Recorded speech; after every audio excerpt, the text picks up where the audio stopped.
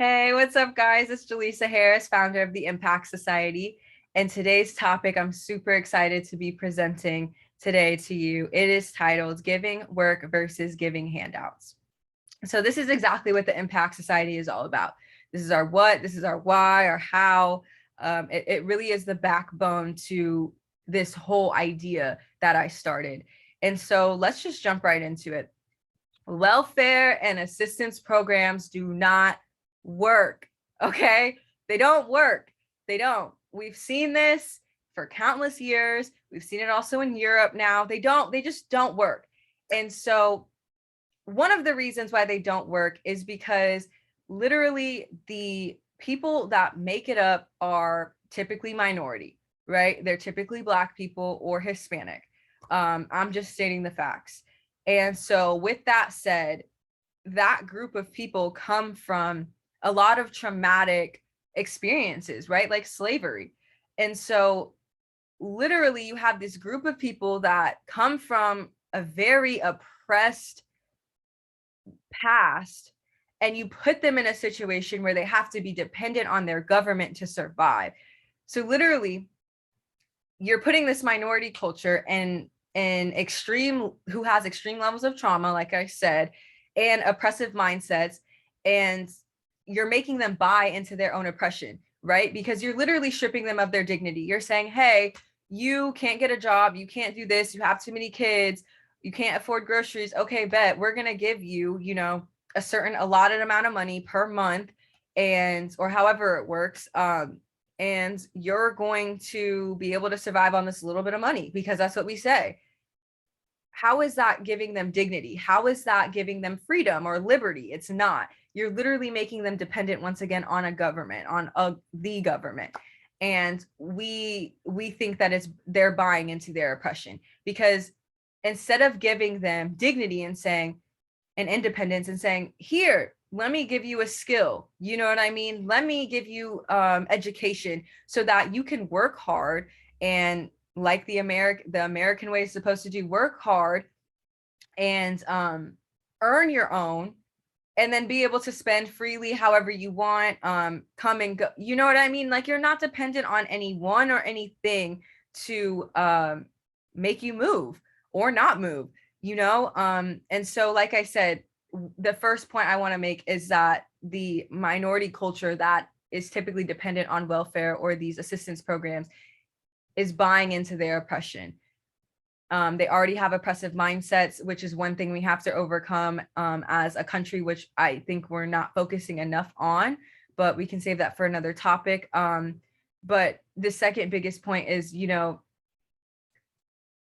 this buying into the oppression, is they're already experiencing high levels of trauma. They already think that they're oppressed because of generational cycles that have been spoken into them.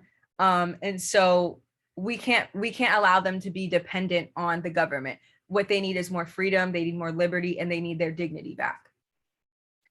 Another point I really want to make is that people who are in these welfare assistance programs, or even recipients of aid, the government who gives you these things, they don't think of you as low income people who are customers or consumers of aid products, right? They think of you as passive recipients of a handout, because that's what you are. I'm going to be frank here today. You 100% are that. And so therein lies a huge problem, right? How can aid or assistance or welfare be accountable to the poor or low income or the minority if we don't treat them as primary stakeholders, right? So, like, why don't we have KPIs, key performance indicators, that say, hey, you're on welfare, or you've received snaps for X amount of time and you haven't gotten a job, or you've received snaps for a certain amount of time and now you've gotten employed and now you've gone off of it. There's no way to indicate or measure how successful these programs are. And there's and another thing, excuse me, is there's not a way to measure how likely this is to be used by another person and how beneficial it could be. right? So another big thing is a net promoter score. These are all things, by the way, that companies have. These are normal things that we have set in place to measure success and efficacy. And why we don't think that we need to do that in our assistance programs as a whole, as a government, is thoroughly confusing. So that's our second point, right? Is the first point, we're literally having these minority cultures buy into these oppressive mindsets. We're creating our own oppression by buying into oppression itself.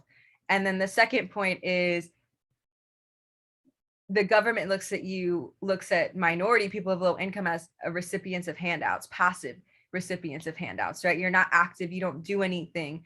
You just receive. And so there needs to be a measurement to see how efficient this is, how well does it work.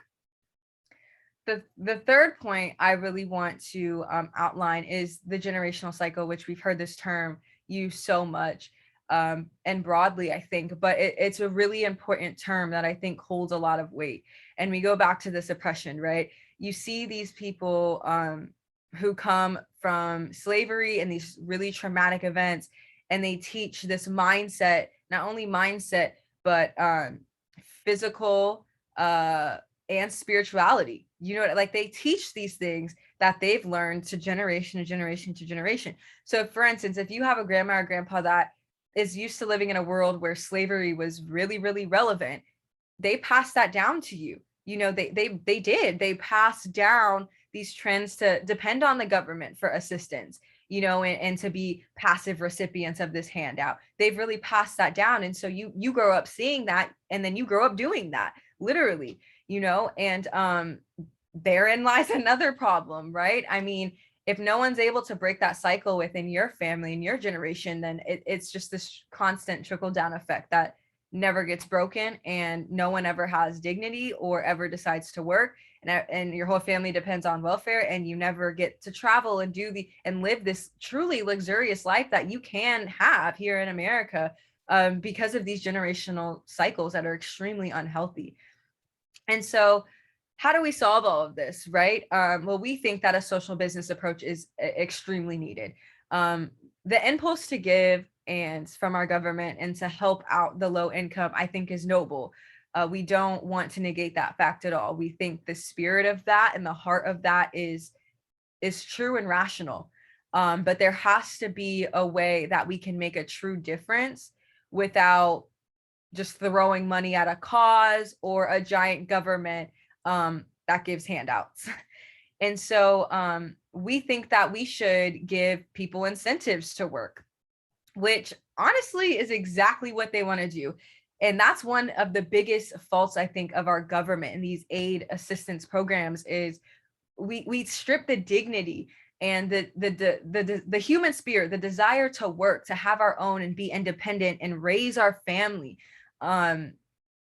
We as a government in these assistance programs, they strip us of that. And they, like I said, they make us dependent, and these assistance programs make us feel like we don't have any dignity, you know, and we can't go work and we can't obtain these skills to have really successful jobs. And that's just completely not true. And so, like I said, I think that's one thing the governments really miss out on when they develop these handouts or these aid or assistance programs. And so we need systems in place that offer the dignity, the things that people really want, the ability for them to go and work and make their own money and to be independent of themselves, versus these handouts, these programs that literally create this victimized, undignified mindset. And so how we're aiming to change all of this is by up-leveling or upskilling our lower income communities.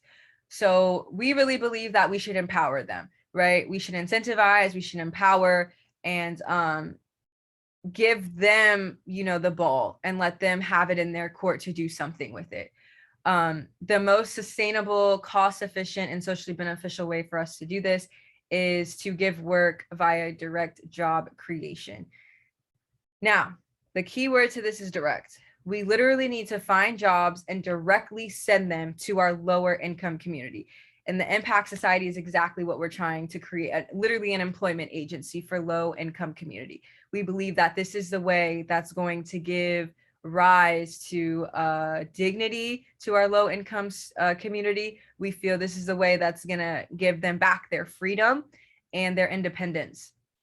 And we believe that if it's not direct, it can't be as successful, right? So I'm just going to give you a scenario.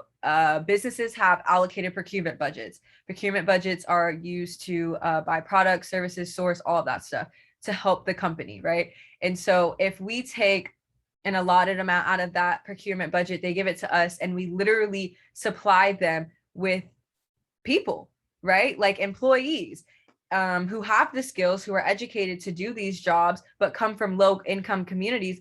We can change this course. We can literally do a 360 and get people off of assistance programs, off of welfare, off of food stamps, off of aid, and give them a way, give them work, give them freedom, and give them a life, right?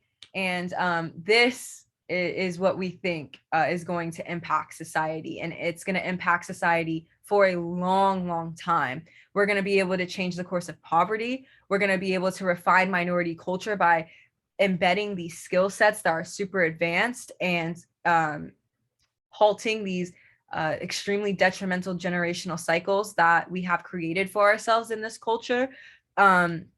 Another big, huge thing that governments need to really buy into, why governments need to buy into this is, well, one, businesses will have incentives to create more employment among previously untapped resources, right? So if there's an X amount allocated in a budget, they now feel like they can give back to their community, right? And in a way that's resourceful and useful to them. Poor people who are on these programs will now earn an income, which now, guess what they're going to do? They're going to invest in their own infrastructures, maybe start a business. They're going to buy houses. They're going to actually boost the economy because they're not going to depend on government aid and welfare. They're now going to go out and get their nails done, get their hairs done, go to the grocery store, buy their own groceries, right? And guess what they're also going to do, government? They're going to pay taxes, which we know the government loves for us all to do. And so the last thing they also can do, right, is demand, the last among many, is demand more from their government, right? We'll now start to see these lower income people vote and have a voice and be able to, like I said, create their own government and buy into the government and the whole process of everything, how we select, how we do things as a whole in this country. And now, governments can start collecting more money. Well, they will collect more money from taxes or tax revenue than they would from aid transfers. And so, like I said, this is how we plan to impact society.